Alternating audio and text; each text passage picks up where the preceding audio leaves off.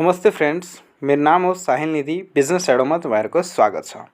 आज म principle of management को second chapter introduction of management को भिडियो लिएर आएको छु। यसमा हामीलाई म्यानेजमेन्ट अफ कन्सेप्ट, यसको characteristics, function, principle, managerial hierarchy, roles of manager, skills of manager, emerging challenges for म्यानेजमेन्टलाई डिस्कस गर्नेछौँ। ओके, यो भन्दा पहिलाको फर्स्ट च्याप्टर जुन चाहिँ एकदमै लामो भिडियो बनिसकेको थियो, यसमा म एकदमै सानो भिडियो बनाउने प्रयास गरेको छु। त्यसैले एउटै भिडियोमा चाहिँ सबै टपिकलाई चाहिँ हामीले कभर गर्नेछौँ। ओके, सो टाइम वेस्ट नगरिकन अब हामी आफ्नो डिस्कसन स्टार्ट गर्नु। सबैभन्दा पहिला म्यानेजमेन्ट भनेको के हो हेरौँ। Okay, what is management? यहाँ के भनेको छ, पिटर ड्युकरको डेफिनेसन दिएको छ। Management is the coordination of resources. Management भनेको रिसोर्सेसको कोअर्डिनेसन हो, जसमा चाहिँ प्लानिङ, अर्गनाइजिङ, डाइरेक्टिङ र कन्ट्रोलिङ गरिन्छ। के गर्नका लागि? गोल्सलाई अचिभ गर्नका लागि। मैले भनेको थिएँ कि अर्गनाइजेसनको एक्जिस्टेन्स गोलमा आधारित हुन्छ। त्यो के अर्गनाइजेसनमा सबै मेम्बरले एउटा साझा लक्ष्य लिएको हुन्छ र त्यसै साझा लक्ष्यलाई पुरा गर्नका लागि जति पनि रिसोर्सेस एभाइलेबल हुन्छ, financial resources, physical resources, informational resources, human resources, यो सब रिसोर्सेसको प्लानिङ गर्ने कि यो गोललाई हामीले अचिभ कसरी गर्ने, यो रिसोर्सेसको युजको प्लानिङ गर्ने, यसलाई अर्गनाइज गर्ने र यस सबै रिसोर्सेसलाई डाइरेक्टिङ गर्ने र कन्ट्रोलिङ गर्ने, यो प्रोसेस नै के हो त? म्यानेजमेन्ट। ओके, हेनरी फ्योलले के भनेका छन्? To manage is to forecast and plan, to organise, to command and to coordinate and control. उहाँले पनि यही सेम कुरो भनेको छ। म्यानेजमेन्ट भनेको चाहिँ फोरकास्ट गर्नु हो, फ्युचरमा हामीलाई के गर्नु छ, त्यो गोललाई कसरी अचिभ गर्ने हो। ओके, यसको फोरकास्ट गर्नु हो। त्यसपछि प्लानिङ गर्ने, त्यो गोलसम्म कसरी पुग्ने। अर्गनाइज, रिसोर्सेसलाई कहाँ कहाँ सेट गर्ने कि हामीले त्यो गोललाई चाहिँ अचिभ गर्न सक्छौँ। कमान्ड, त्यो गोललाई सही तरिकाले कसरी युज गर्ने, त्यसको कमान्ड दिने। त्यसपछि कोअर्डिनेट, जति पनि कामहरू छ त्यो सबैमा चाहिँ के हुनु, समन्वय हुनु पर्यो, कोअर्डिनेसन बनाउनु पर्यो कि एक अर्काको काम चाहिँ मिल्दो सबै गोल एउटै लक्ष्यलाई पुरा गर्ने उद्देश्यले हुनु पर्यो, त्यसलाई कोअर्डिनेसन गर्ने। त्यसपछि कन्ट्रोल गर्ने, जति पनि काम छ हैन त्यो सही तरिकाले भइरहेको छ कि छैन, मिसयुज, एसेटहरूको मिसयुज त भइरहेको छ कि छैन, जति पनि ह्युमन रिसोर्स छ सबैले आफ्नो पावरको चाहिँ सही तरिकाको युज गरिरहेका छन्, वेस्टेज भएको छ कि छैन, त्यो चाहिँ नियन्त्रण गर्ने काम कन्ट्रोलले गरिन्छ। ओके, सो म्यानेजमेन्ट भनेको यही हो। अब थर्ड डेफिनेसनमा के भनेको छ, मेरी पार्करले के भनेका छन्, management is the art to getting done through other people. Mary पार्करको अनुसार कि म्यानेजमेन्ट भनेको अरूबाट काम गराउने कलालाई नै के भनिन्छ, म्यानेजमेन्ट। ओके, त्यस्तै फ्रेड लुथन्सको अनुसार के हो, management is a process of planning, organising, leading, controlling and organise resources to achieve its goal. उहाँले पनि सेम कुरो भनेको छ कि गोल्सलाई एचिभ गर्नका लागि जुन प्लानिङ, रिसोर्सेसको प्लानिङ गरिन्छ, अर्गनाइजिङ, लिडिङ, कन्ट्रोलिङ, त्यसैलाई के भनिन्छ, म्यानेजमेन्ट। यो सबै फङ्सनलाई हामीले डिटेलमा पढ्नेछौँ।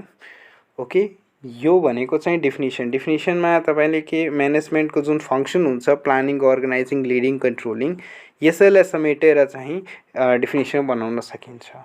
ओके, म्यानेजमेन्टको ओभरअलमा तपाईँले हेर्नुहुन्छ भने म्यानेजमेन्ट भनेको के हो, अर्गनाइजेसन गोललाई एचिभ गर्नका लागि जुन एभाइलेबल रिसोर्सेसहरू छन् त्यो रिसोर्सेसको प्लानिङ गर्ने, अर्गनाइजिङ गर्ने, कमान्डिङ गर्ने, कन्ट्रोलिङ गर्ने, त्यसैलाई के भनिन्छ, यही प्रोसेसलाई के भनिन्छ, म्यानेजमेन्ट।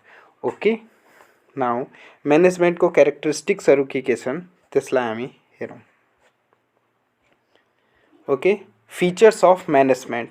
म्यानेजमेन्ट गोल ओरिएन्टेड हुन्छ। म्यानेजमेन्टको कुनै पनि फङ्सन छ त्यो गोललाई अचिभ गर्नका लागि गरिन्छ। ओके, त्यस्तै युनिभर्सल म्यानेजमेन्ट सर्वोपरि हो। म्यानेजमेन्ट तपाईँले जस्तो अवस्थामा भए पनि, जुन सिचुएसनमा सानो अर्गनाइजेसन छ, एकदमै ठुलो अर्गनाइजेसन, जस्तोसुकै अर्गनाइजेसन छ, म्यानेजर छ वा इम्प्लोइज छ, सबैले चाहिँ म्यानेजमेन्ट चाहिँ गर्नै पर्छ। तपाईँले सानोभन्दा सानो काम गर्दा पनि के गर्नुहुन्छ, म्यानेजमेन्ट गर्नुहुन्छ हो कि होइन। सबै रिसोर्सेसलाई कसरी मिलाउने, के गर्ने, हाम्रो जुन उद्देश्य हुन्छ त्यसको पूर्तिका लागि प्रपर म्यानेजमेन्ट गरिन्छ। सो म्यानेजमेन्ट भनेको सधैँ गर्ने कुरा हो र म्यानेजमेन्ट सर्वोपरि छ। हरेक कुरामा चाहिँ युज हुन्छ management. So management is universal. त्यसपछि कन्टिन्युअस प्रोसेस। म्यानेजमेन्ट कहिले पनि रोक्दैन, यो चाहिँ कन्टिन्युअस। तपाईँको एउटा गोल कम्प्लिट भइसकेपछि नेक्स्ट गोल चाहिँ क्रिएट हुन्छ। ओके, त्यसमा पनि के चाहिन्छ, म्यानेजमेन्ट चाहिन्छ। सो म्यानेजमेन्ट भनेको कन्टिन्युअस प्रोसेस। त्यसपछि मल्टिडिसिप्लिनरी प्रोसेस हो। म्यानेजमेन्ट एउटै सब्जेक्टलाई समेट्दैन, म्यानेजमेन्टले विभिन्न सब्जेक्टहरूलाई समेट्ने गर्दछ। जस्तै इकोनोमिक्स, अब एउटा म्यानेजरलाई कस्टलाई कन्ट्रोल गर्नु पर्यो, प्राइस कति राख्ने, कुनै प्रोडक्टको हामीलाई प्राइस कति राख्ने, त्यो कसरी फिक्स हुन्छ, इकोनोमिक नलेजले। त्यसपछि साइकोलोजी, अब म्यानेजरलाई चाहिँ त्यसको इम्प्लोइजहरूलाई मोटिभेट गर्नु पर्यो। ओके, तिनीहरूसँग काम गराउनु पर्यो, त्यो कसरी गर्ने, साइकोलोजी चाहिन्छ, साइकोलोजिकल नलेज चाहिन्छ। त्यसपछि सोसियोलोजी, अब बाहिरका जुन स्टेक होल्डरहरू छन्, कस्टमरसँग कसरी डिल गर्ने, क्लाइन्टहरूसँग कसरी डिल गर्ने, होइन, सेयर होल्डर्सहरूको कसरी डिल गर्ने, त्यसको लागि के चाहिन्छ, सोसियोलोजिकल नलेज चाहिन्छ। स्ट्याटिकल, अब प्रफिट म्याक्सिमाइजेसन कसरी गर्ने, त्यसको लागि स्ट्याटिकल नलेज चाहिन्छ। सो म्यानेजमेन्ट भनेको चाहिँ मल्टिडिसिप्लिनरी प्रोसेस हो। त्यसपछि इन्भल्भ पिपल, म्यानेजमेन्टमा विभिन्न म्यानेजमेन्टमा पिपल्सको इन्भल्भमेन्ट हुन्छ। जब अर्गनाइजेसनमा जुन काम गरिन्छ, होइन, अर्गनाइजेसन भनेको के हो, ग्रुप अफ मेम्बर जसले चाहिँ गोल एचिभ गर्ने गर्दछ। सो गोललाई कसरी एचिभ गरिन्छ, म्यानेजमेन्ट गरेर, म्यानेजरियल फङ्सन गरेर। अब यसमा को इन्भल्भ हुन्छ, employees, customer, supplier, stakeholder सबै इन्भल्भ हुन्छ यो म्यानेजमेन्ट प्रोसेसमा। ओके, डायनामिक, अब म्यानेजमेन्ट के हो, डायनामिक प्रोसेस हो।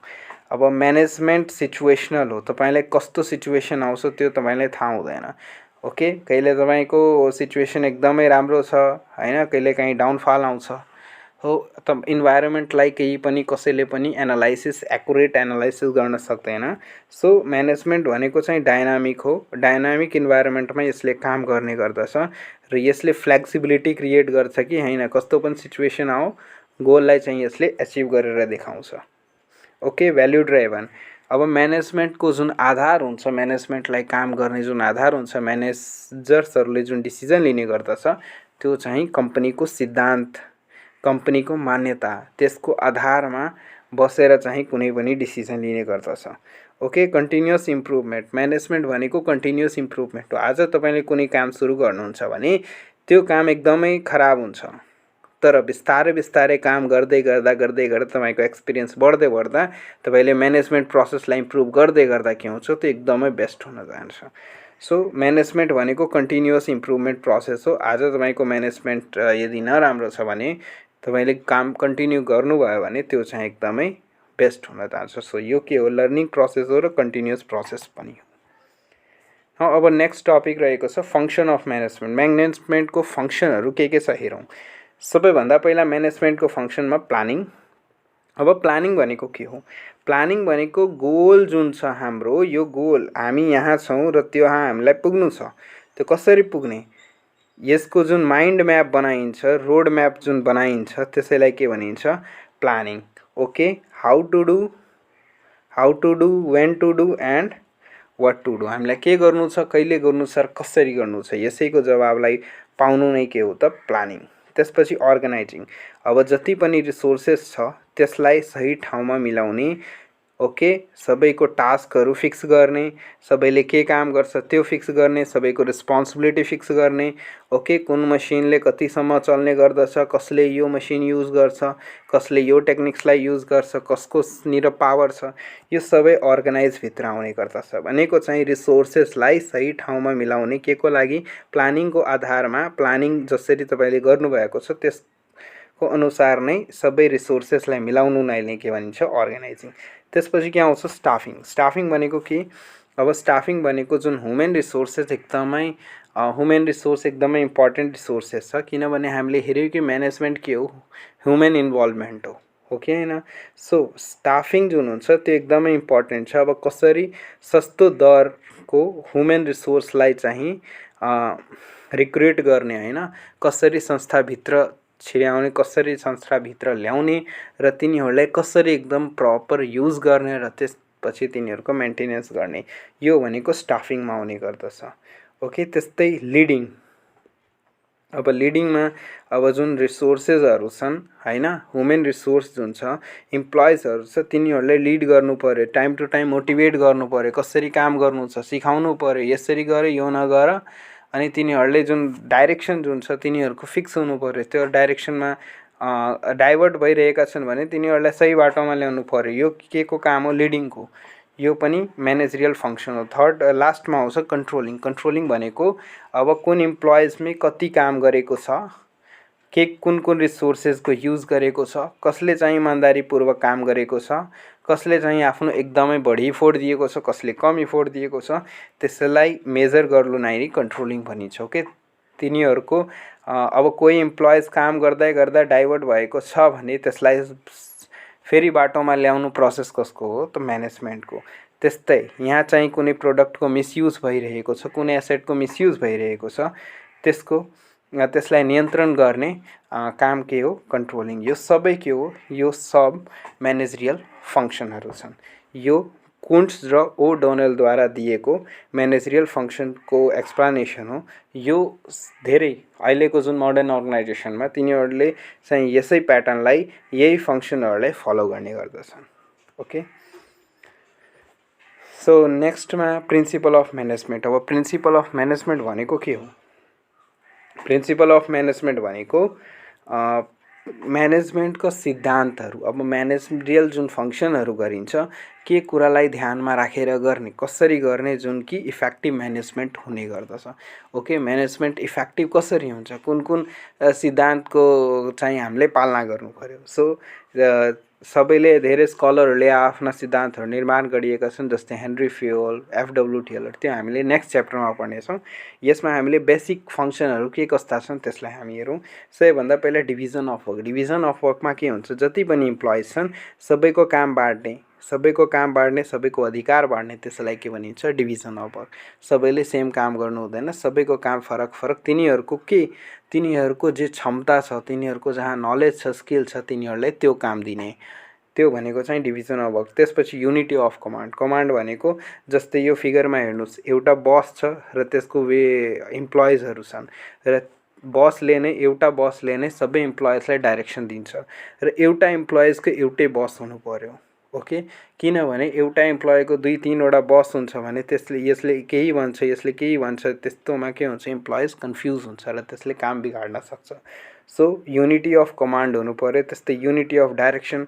एक डाइरेक्सनमा काम गर्नु पर्यो। एकचोटिमा चाहिँ 10वटा काम दिइहाल्दाखेरि के हुन्छ? काम बिग्रिन सक्छ। सो युनिटी अफ डाइरेक्सनमा पनि जुन कसैले डाइरेक्सन, बसले चाहिँ डाइरेक्सन दिन्छ, एउटै डाइरेक्सन दिनु पर्यो र त्यसैमा त्यसलाई भन्नु पर्यो हिँड्नको लागि।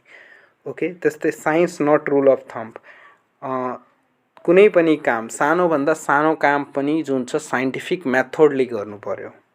ओके, कुनै पनि काम सानोभन्दा सानो पनि साइन्टिफिक मेथडले गर्नु पर्यो, जुन चाहिँ थम्बको हेड एन्ड टेल गरेर यसरी गरेर डिसिजन लिनु परेन। अब जस्तै के भनेको छ भन्दाखेरि, यदि एक ठाउँबाट अर्को ठाउँमा हामीलाई पेपर पनि राख्नु छ भनेदेखि त्यसको पनि साइन्टिफिक प्रोसेस हुनु पर्यो। यसले के गर्छ भने तपाईँको टाइम बचाउँछ र काममा पर्फेक्सन दिन्छ, र तपाईँको सानो केही सेकेन्ड टाइम बचाएर के गर्छ? एउटा ठुलो तपाईँको प्रफिट अर्निङमा चाहिँ यसले हेल्प गर्छ। So science not rule of thumb. त्यसपछि स्प्याम अफ कन्ट्रोल।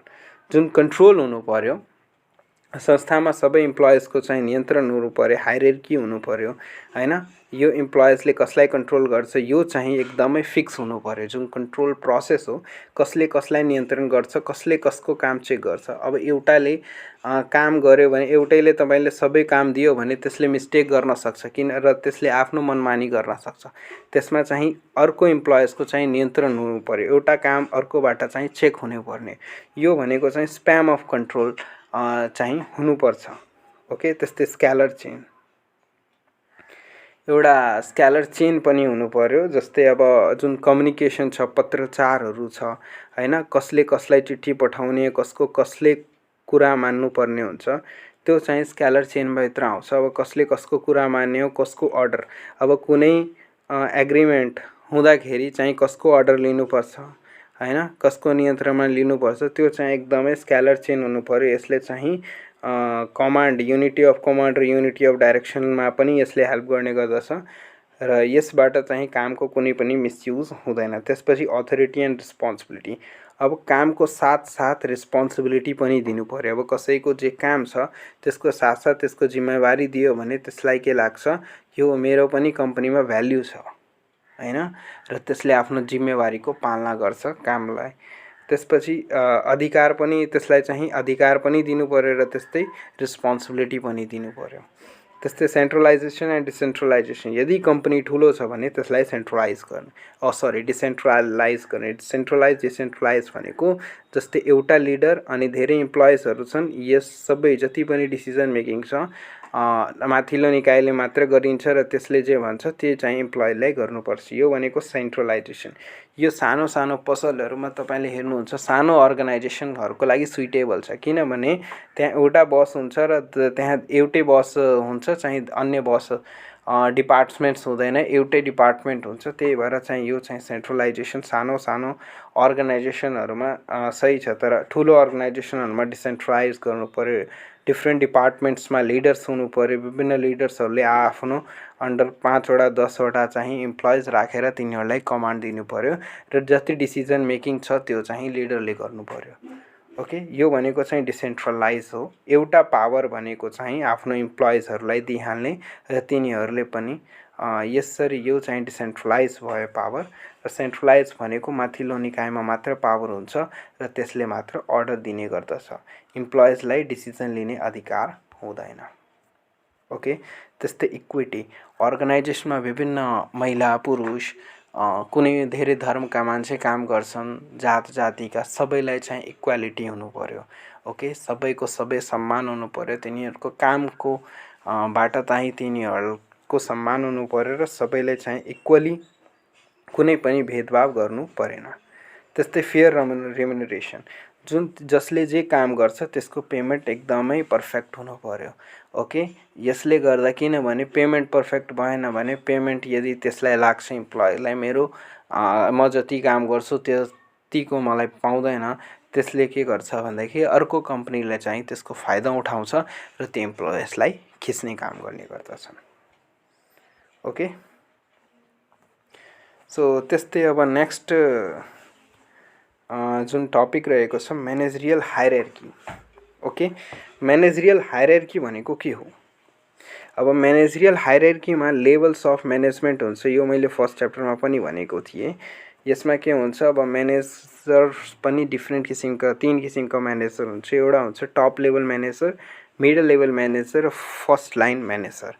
अब टप लेभल म्यानेजर भनेको बोर्ड अफ डाइरेक्टर भए, सिइओ भए, जिएमहरू भयो, डिएम भयो, यो भनेको चाहिँ टप लेभल म्यानेजर। यिनीहरूले सबै डिसिजन लिने गर्दछ। अर्गनाइजेसनको जुन मेन गोल छ यो चाहिँ बोर्ड अफ डाइरेक्टर्सको हातमा हुने गर्दछ। अर्गनाइजेसनको पोलिसी सम्बन्धी जुन गोल फिक्स हुन्छ त्यो चाहिँ बोर्ड अफ डाइरेक्टर्सहरूले गर्ने गर्दछन्। त्यसपछि यसको अर्डर फलो गर्ने मिड लेभल म्यानेजर, यो भनेको चाहिँ जस्तै production level manager, purchase manager, sales manager, marketing manager, public relation manager, human resource manager, यिनीहरू चाहिँ मिडल लेभल म्यानेजर हो। यिनीहरूले स्ट्र्याटेजिक प्लान बनाउने गर्दछन्।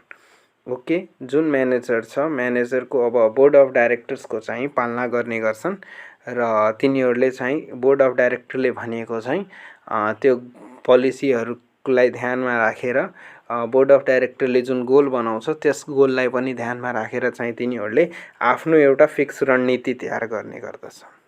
ओके, अनि त्यसपछि चाहिँ रणनीति तयार गरिसकेपछि फोरम्यान, सुपरभाइजर, सेक्सन अफिसर, सुप्रिटेन्डेन्ट, यिनीहरूको अन्डरमा चाहिँ इम्प्लोइजहरू हुने गर्दछ। यिनीहरूले आफ्नो इम्प्लोइजहरूबाट काम गराउने गर्दछन्। ओके, सो यिनीहरूको डेली टास्क हुन्छ। अब एक दिनमा हाम्रो कति टास्क हो, एक दिनमा हामीले के काम गर्ने नगर्ने भन्ने टास्क हुने गर्दछ यिनीहरूको फोरम्यान सुपरभाइजरहरूको यिनीहरूको अन्डरमा इम्प्लोइज हुन्छ। सो यो भयो first line manager action level. अनि यिनीहरूले चाहिँ डेली अपरेसनल गोलहरू बनाउने गर्दछन्, यिनीहरूले स्ट्र्याटेजिक गोल बनाउँछ र यिनीहरूले decision level goal main goal चाहिँ टप लेभल म्यानेजरले बनाउँछन्। ओके, नेक्स्ट टपिक रहेको छ स्किल्स अफ म्यानेजर। म्यानेजर हुनका लागि कस्तो किसिमको स्किलहरू हुनु पर्यो।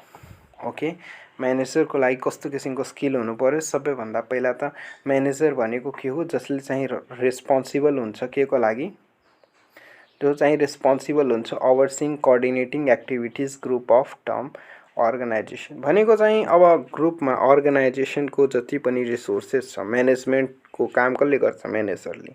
ओके, त्यही के हो, जति पनि रिसोर्सेसको कसरी एक्वायर गर्ने होइन, कम्पनीभित्र कसरी छिराउने, कसको निर्णय हुन्छ त्यो म्यानेजरको, र त्यसको प्रपर युटिलाइजेसन कसरी गर्ने, के को लागि, गोललाई अचिभ गर्नको लागि। सो यो काम कसले गर्दछ, म्यानेजरले। ओके, अब म्यानेजरलाई यस्तो सेन्सिटिभ काम गर्नका लागि कस्ता किसिमको स्किलहरू हुनुपर्दछ, त्यसलाई हामीहरू सबैभन्दा पहिला त लिडरसिप स्किल हुनु पर्यो। त्यसको पर्सनालिटी यस्तो हुनु पर्यो कि अरूले चाहिँ म्यानेजरलाई हेरेर नै मोटिभेट होस् र काम गरोस्। ओके, म्यानेजरले जे भन्छ त्यो चाहिँ कुरा मान्नु पर्यो इम्प्लोइजले। त्यस्तो किसिमको इन्फ्लुएन्स हुनु पर्यो कि हो म्यानेजरले जे भन्छ त्यो सही छ। यस्तो किसिमको लिडरसिप क्वालिटी म्यानेजरमा हुनु पर्यो। यदि म्यानेजरलाई चाहिँ इम्प्लोइजहरूले टेर्दैन भने त्यस्तो सिचुएसनमा के हुन्छ, जुन काम हुन्छ त्यो कहिले पनि पुरा हुँदैन। ओके, त्यसपछि चाहिँ कम्युनिकेसन भनेको चाहिँ म्यानेजरको कम्युनिकेसन एकदमै पर्फेक्ट हुनु पर्यो। अब इम्प्लोइजहरूसँग कसरी काम गर्ने, तिनीहरूसँग कसरी बोलाउने, तिनीहरूलाई कसरी काममा लगाउने, कसरी मोटिभेट गर्ने हैन। त्यस्तै अब जुन स्टेक होल्डर्सहरू छन्, अब जस्तै कस्टमर भयो, तिनीहरूसँग कसरी कुरा गर्ने एउटा म्यानेजरलाई आउनु पर्यो। ओके, धेरै कसरी कुरा गर्ने, बाहिरको जुन क्लाइन्ट छ त्योसँग कसरी डिल गर्ने, अब जुन सेयर होल्डर्सहरू छ, इन्भेस्टरहरू छ, तिनीहरूलाई कसरी कुरा गर्ने, तिनीहरूसँग कसरी कम्युनिकेट गर्ने, यो स्किल पनि हुनु पर्यो म्यानेजरमा। त्यस्तै डिसिजन मेकिङ स्किल, म्यानेजरमा फास्ट र बेस्ट डिसिजन मेकिङ स्किल हुनु पर्यो। कसरी एकदमै फास्टली चाहिँ डिसिजन ल्याओस् र पर्फेक्ट चाहिँ जो चाहिँ मात्र हेड टेलको भरमा होइन, जो चाहिँ साइन्टिफिक डिसिजन लिन्छ होइन, एउटा बेस्ट डिसिजन जसबाट चाहिँ कम्पनीलाई कुनै पनि नेगेटिभ इफेक्ट पर्दैन र त्यसले चाहिँ पोजिटिभ इफेक्ट पर्ने गर्दछ कम्पनीमा। त्यस्तो किसिमको डिसिजन मेकिङ स्किल हुनु पर्यो। एकैचोटि एनालाइसिस गरेर चाहिँ तुरन्तै सर्ट टाइममा डिसिजन लिने क्षमता हुनु पर्यो। त्यस्तै प्रब्लम सल्भिङ, एउटा के हुन्छ, एउटा हुन्छ कम्प्लेनरले के गर्छ भन्दाखेरि अर्गनाइजेसनमा काम गर्दा गर्दै सधैँ भन्छ यो प्रब्लम छ, त्यो प्रब्लम छ, यस्तो छ, त्यस्तो छ, त्यस्तो छ। तर म्यानेजरले के गर्छ, प्रब्लमलाई सल्भ गर्छ। म्यानेजरले कहीँ प्रब्लम हेऱ्यो भने त्यसमा के हुनसक्छ, अब यसको सल्युसन के हुनसक्छ, त्यसले सल्युसन पत्ता लगाउँछ र कन्टिन्युअस इम्प्रुभमेन्ट गर्दै गर्छ। ओके, त्यस्तै टाइम म्यानेजमेन्ट। अब म्यानेजमेन्टमा टाइम म्यानेजरको दिमागमा चाहिँ धेरै बोझ हुने गर्दछ होइन, धेरै जिम्मेवारी हुन्छ, र त्यसले चाहिँ म्यानेजरको जुन टाइम छ त्यो एकदमै कम हुने गर्दछ होइन। सबैसँग डिल गर्नु छ, कस्टमरसँग डिल गर्नु छ, क्लाइन्टसँग डिल गर्नु छ, इम्प्लोइजलाई काम गराउनु छ, धेरै हुन्छ। अब तिनीहरूले चाहिँ विभिन्न किसिमको मिटिङहरू गर्नुपर्ने हुन्छ, कसरी गर्ने, के गर्ने, यो टाइम म्यानेजमेन्टको स्किल चाहिँ म्यानेजरमा जसरी पनि हुनैपर्छ। कुन टाइममा हामीलाई के गर्ने छ, कुन टाइममा के गर्नु पर्यो, एकदमै फिक्स टाइम हुनु पर्यो म्यानेजरको। त्यस्तो टाइम म्यानेजमेन्ट हुनु पर्यो। एडेबिलिटी।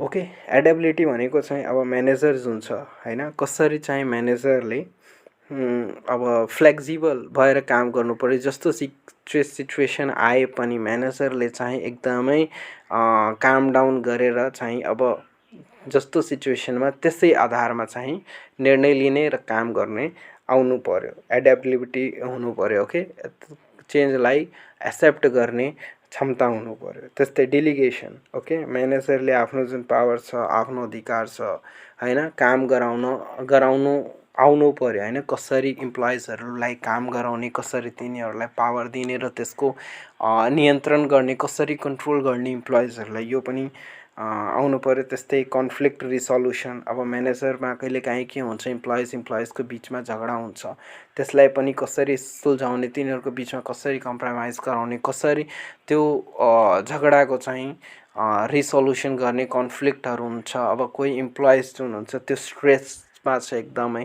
त्यसको स्ट्रेस कसरी कम गर्ने, कसरी त्यो पनि सल्युसन म्यानेजरनिर हुनु पर्यो। यस्तो किसिमको स्किल हुनु पर्यो। स्ट्र्याटेजिक थिङ्किङ, म्यानेजरको जुन थिङ्किङ हुनु पर्यो त्यो लङ टर्म हुनु पर्यो हैन।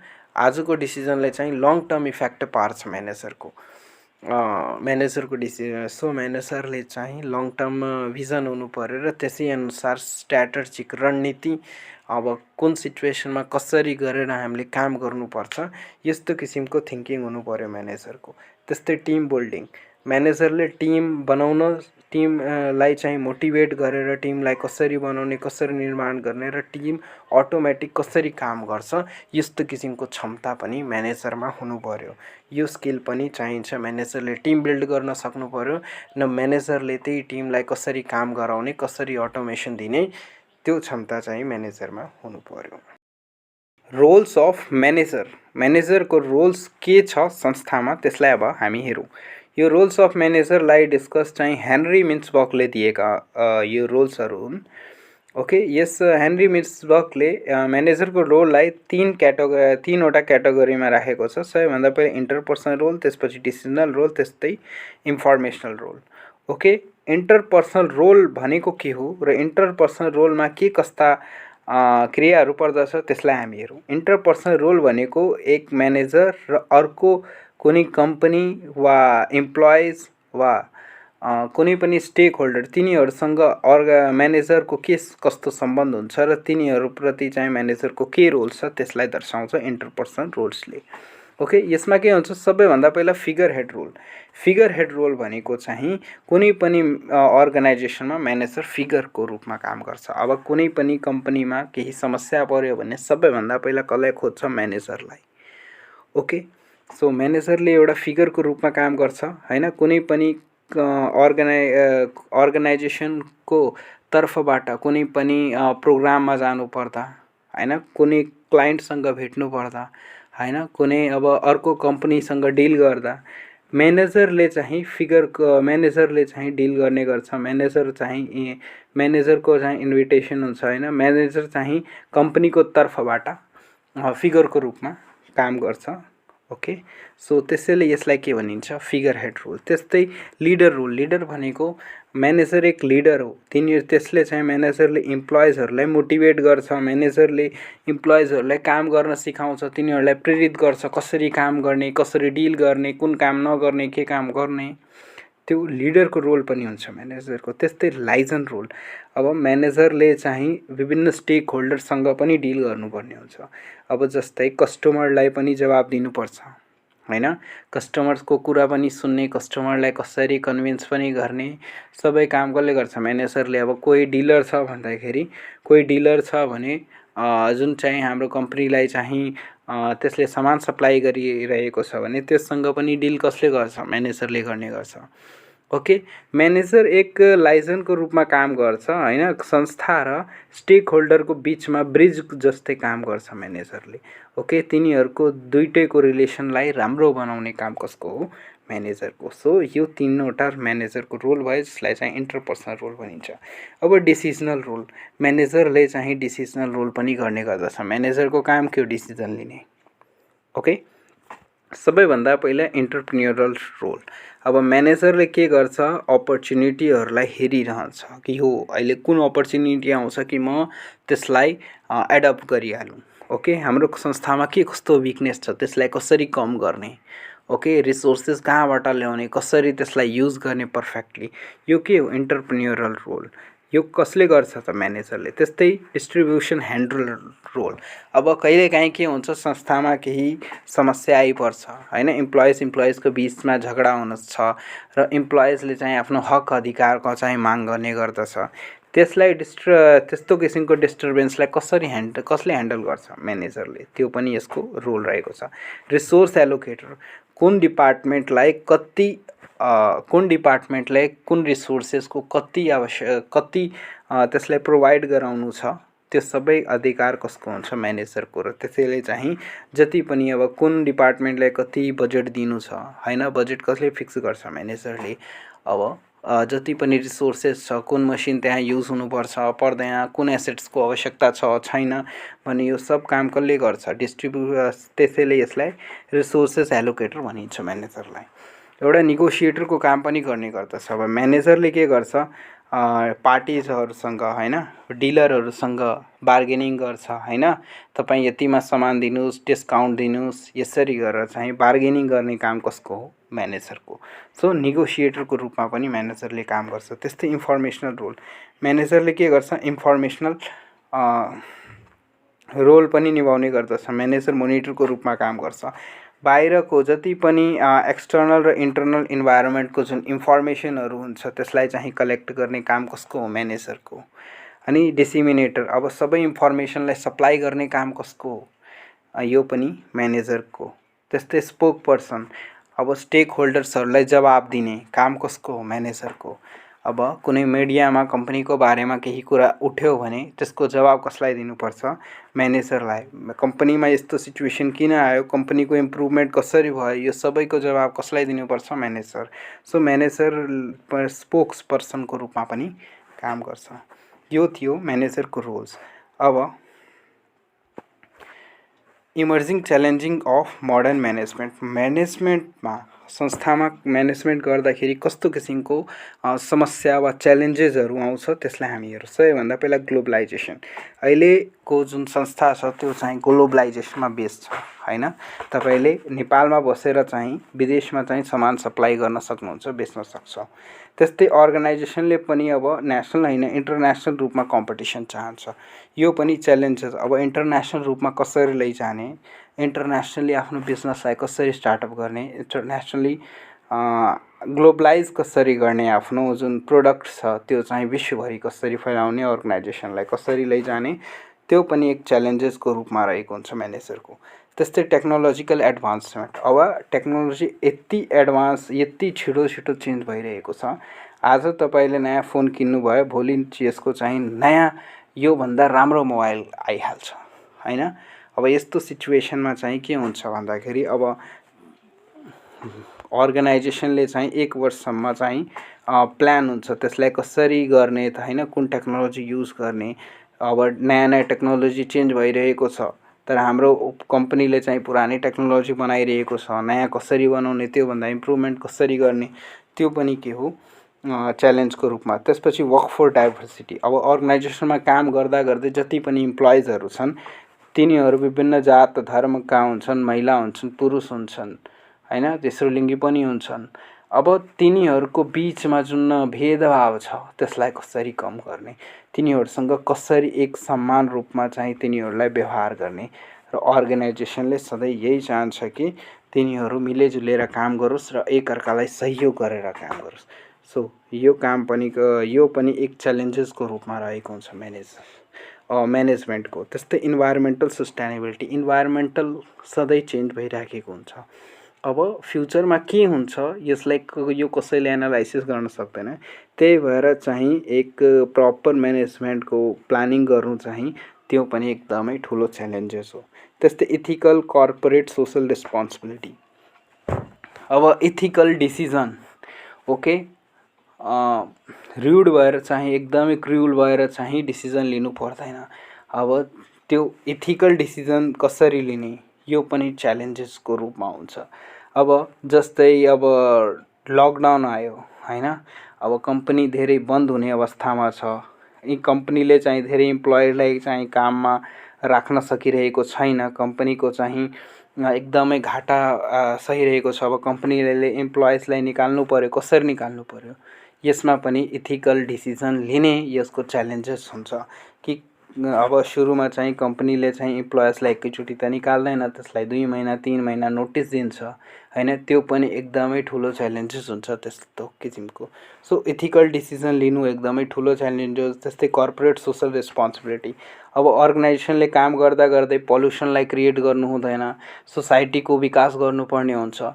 यस्तो किसिमको डिसिजन हैन, यस्तो किसिमको म्यानेजमेन्ट अब अर्गनाइजेसनको हितमा काम गर्दा गर्दै सोसाइटीको हितमा पनि सोच्नुपर्ने हुन्छ। सो सोसाइटीमा चाहिँ नकारात्मक असर नपरोस् यसको पनि ध्यान राख्नुपर्ने हुन्छ।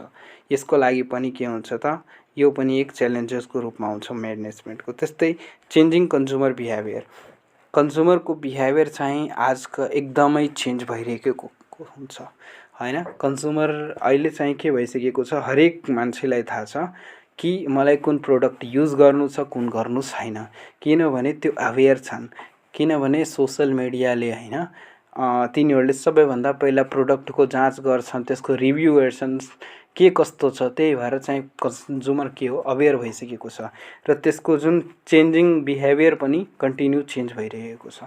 यो पनि त्यसको बिहेभियर कसरी, कस्टमरको बिहेभियरलाई पत्ता लगाउने र त्यसको आधारमा चाहिँ आफ्नो प्रोडक्टलाई लन्च गर्ने, त्यसलाई बेच्ने, यो पनि के हो, म्यानेजमेन्टको एक च्यालेन्जेस हो।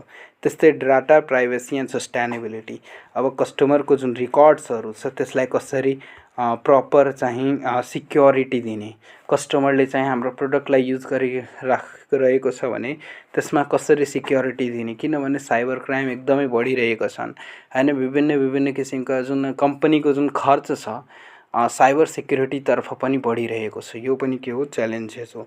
त्यस्तै रेगुलेटरी कम्प्लायन्स, अब के हुन्छ भन्दाखेरि अर्गनाइजेसन सधैँ पोलिटिकल पार्टिजहरूले विभिन्न किसिमको पोलिसीहरू ल्याइराखेको हुन्छ हैन।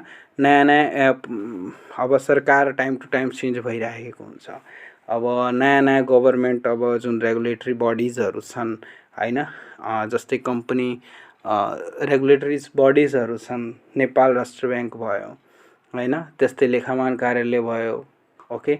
यिनीहरूले पनि नयाँ नयाँ पोलिसी ल्याउँछन् र तिनी त्यसको चाहिँ पालना गर्नुपर्ने हुन्छ। कसलाई, कम्पनीहरूलाई, ओके। सो यो पनि के हो, एक च्यालेन्जेसको रूपमा रहेको छ। यति चाहिँ तपाईँको यो जुन इमर्जिङ च्यालेन्जेसहरू आजको म्यानेजमेन्टमा चाहिँ देखा परेको छ, ओके। यसको पिडिएफ तपाईँलाई यदि चाहिएको छ भने कि डिस्क्रिप्सनमा दिएको लिङ्कमा गएर क्लिक गर्नुहोस् र ड्राइभबाट तपाईँले यो च्याप्टरको चाहिँ पिडिएफ डाउनलोड गर्न सक्नुहुन्छ।